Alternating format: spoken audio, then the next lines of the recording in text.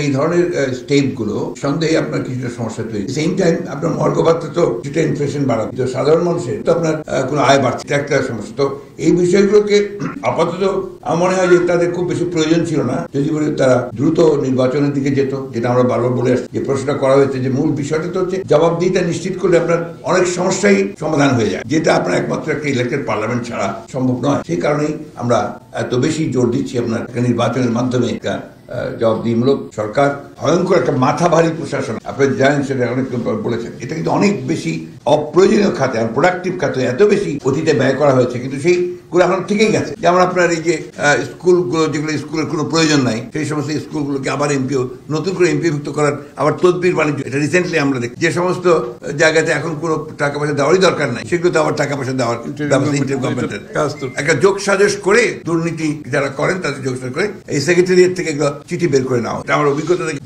এটা তো বন্ধ করতে পারে। পুরোনো আমলের সমস্ত আমরা এই থেকে গেছে, তারা জানে কৌশলে কি করে দুর্নীতি করতে হয়, তারা সেই কাজগুলো করে যাচ্ছে সবাই।